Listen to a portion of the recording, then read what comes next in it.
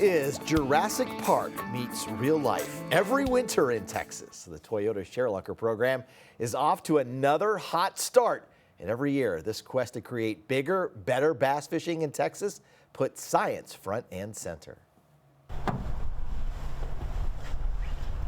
You can call it a mobile fish hospital. You know, we joke that we're kind of like the bass ambulance.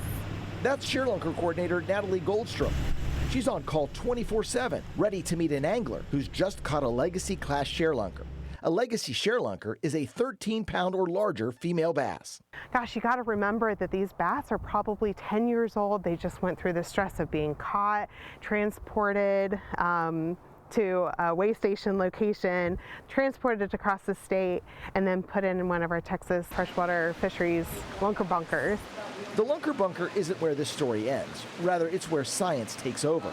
The ShareLunker program started to create better bass fishing in Texas by pairing genetically big bass with selectively chosen male bass to spawn even bigger, better largemouth bass.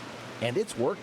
So we're finding some really interesting things with our genetics. We're seeing great relationships, mother-daughter relationships, sister-siblings, recaptures.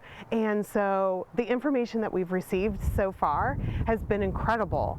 Geneticists study fish scales and use DNA to track lineage. But there is a missing link. TPWD asks for scale samples from bass weighing at least 8 pounds or measuring 24 inches. The incentive this year is prizes to those citizen scientists. But our samples coming in from our anglers has been somewhat limited, so this is just a way to get more information from those anglers and try to find out more interesting genetics information. That's a good one, guys. Information that also tells the number of lakes in Texas producing ShareLunkers. In January, Lawrence Lee landed a legacy lunker at J.B. Thomas Reservoir in West Texas.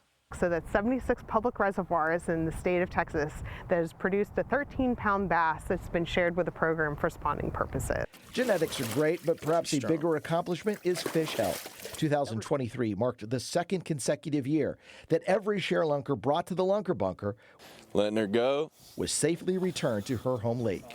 And that's just a testament. Our anglers are great at bass care. When they come here to our hatcheries, they're getting the best bass care here as well. And that when they're released into the reservoir, they're there and available for others to catch them as well. You got to catch that fish of a lifetime.